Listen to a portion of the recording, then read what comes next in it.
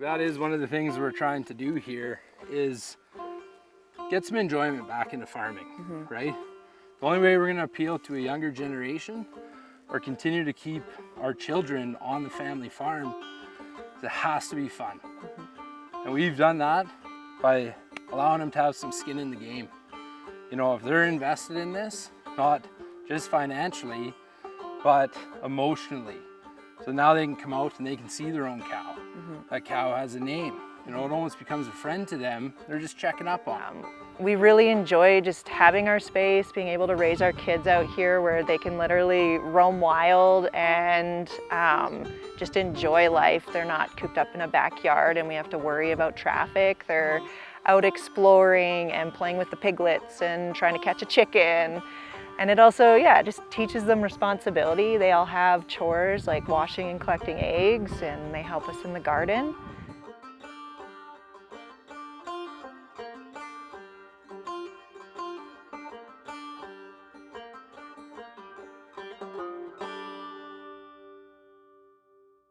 Gucci? Cool. Hello, I'm Kaycee Robinson. I'm 27 years old and I live in Grande Prairie, Alberta. I'm actually originally from Merritt, BC, so I grew up in a pretty small town and a lot of my friends lived on farms. Myself, however, I was always stuck in town and kind of wishing and dreaming about having that future for myself, and up until this year that wasn't possible, but I'm very grateful to finally be out here. I've got 10 beautiful acres of land, a couple critters already, and yeah, it's definitely been interesting over the last few months getting everything set up. So career-wise, I'm a certified personal trainer as well as a certified nutrition coach. So I do online coaching with clients all over the world.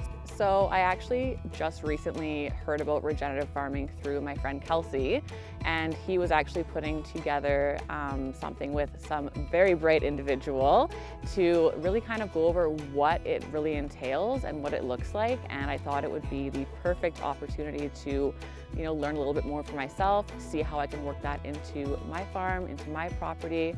So I decided to jump in and join the project. So I'm excited to learn and bring what I learned back here.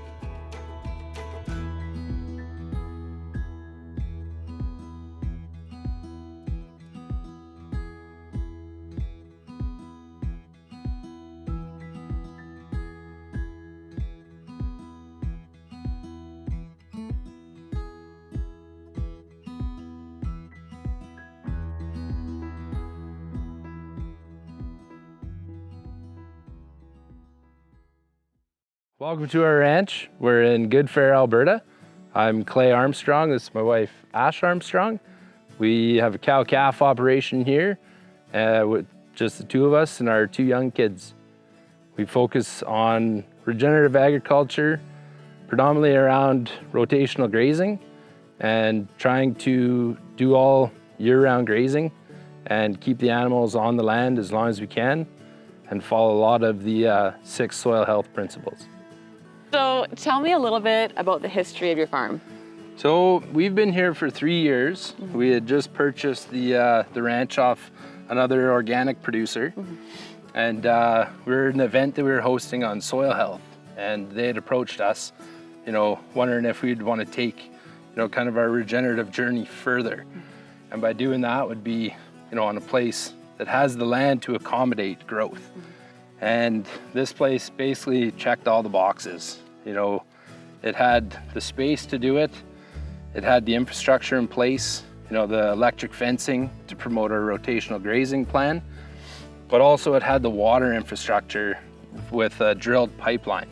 So we have a pipeline that actually, it'll provide water to 8 different quarters on the ranch. So in drought years, you know, water is important all the time, but especially in drought years. And we always have fresh, clean water to provide the cows. So You mentioned something about soil health earlier. Yep. What was that about?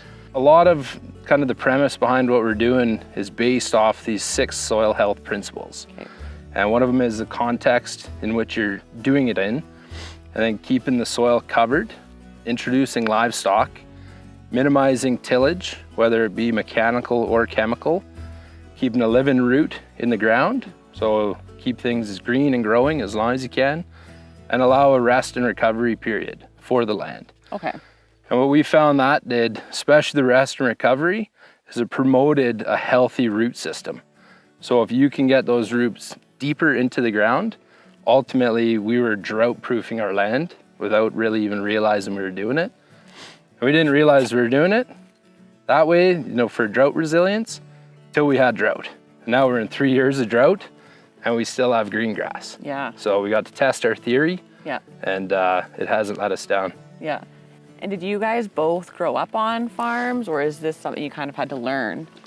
Yeah, we're first generation farmers. We decided we're going to raise our kids out in the country. We wanted to raise farm kids, not city kids. And so we bought a quarter section of land, and then it started. Yeah. You know, we knew we needed cows because we had too much grass, so we had to get learning, you know. So we hit the books, you know, textbooks, YouTube, things like that, and we just started to learn. And the ranch here, so it's been certified organic since 1996, and that is something we kept on. And the animals, they're not certified organic, but all the land itself is. Yeah. And it is a challenge in some things, but the reward that you get from it, you know, through observation and using an animal to, you know, impact that land, sometimes it's negative, sometimes it's positive, but all that comes through the amount of observation that you put to it. You know, we see the wildlife increase, bird population, insects, like as an ecosystem, everything seems healthier. We've got a creek, you know, that runs through about 3/4 of a mile, and we had a study done, and there's over 126 species of plants Wow. that are along the creek. And so with that amount of diversity, and if you allow those animals to pick, you know, it's kind of that salad bar that they have. We're here to work with nature, you know, forcing it. Yes, there's the tools that we can force our hand and try to get the results we want. But really, you know, the biggest return, you know, on our investment, our time invested, is seeing when the abundance of wildlife is coming here. Yeah. Because that's telling us, like, the health of this land, it has to be, if it's drawing in, you know, wild animals in abundance, we got to be doing something right. Yeah. You know, our animals, our cows, the bees, you know, we've had chickens and pigs, you know, and now we're focused just on the cow side of it. Yeah. But all of it, you know, is that much healthier. So. Yeah. So even here, like, this is a fairly high traffic area, but this shovel does not want to go in very well. Where if you've had a living root in the ground and you've had the soil covered, you won't get quite that compaction. So what we're seeing here, you don't have much for root depth. There's a little bit down below. You know, it's kind of flaky. It's just hard. Yeah. Hard and compacted, shallow, like this little clover plant is trying its darndest, but it just can't seem to get down there. It can't break through that compaction. So I can feel lots of roots, which is good.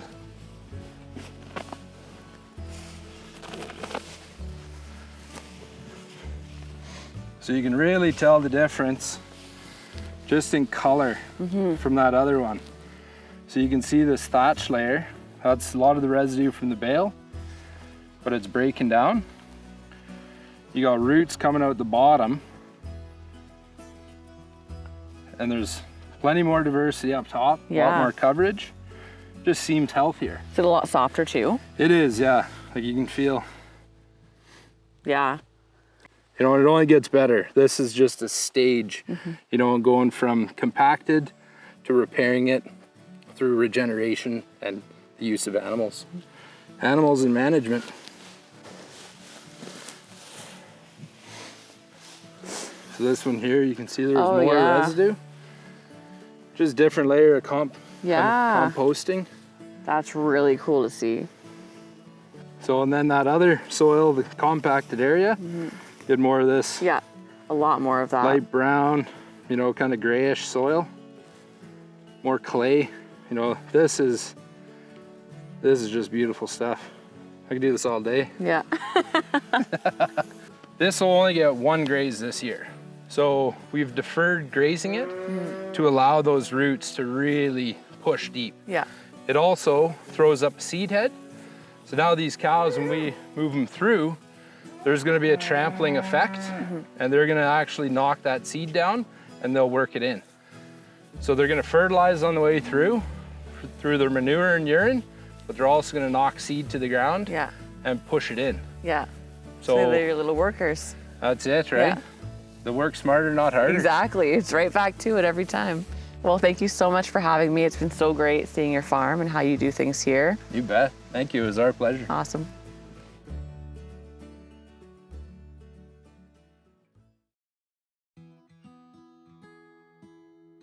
So just getting ready to have a quick bite here, but I'm kind of just reminiscing on this whole experience and, you know, the little takeaways from everywhere that I've been. When it came down to heading out to Clay and Ash, it was really interesting to just kind of learn a lot more about like how like the ecosystems like play a role together. And he also dug up a couple different, you know, samples of soil to show me the difference between, you know, somewhere that was more like hard walked on and somewhere that had been grazed and they had baled there too. And just seeing the difference in, you know, like the layers in the soil, seeing the difference in the moisture, in the texture and everything, right? It was just actually seeing it one compared to the other and noticing such a substantial difference, right? So it really just kind of goes to show what kind of a benefit this can have. And I definitely think it's something that I'm going to be, you know, utilizing at my small scale farm here. So I'm excited to get some electric fencing and get to work.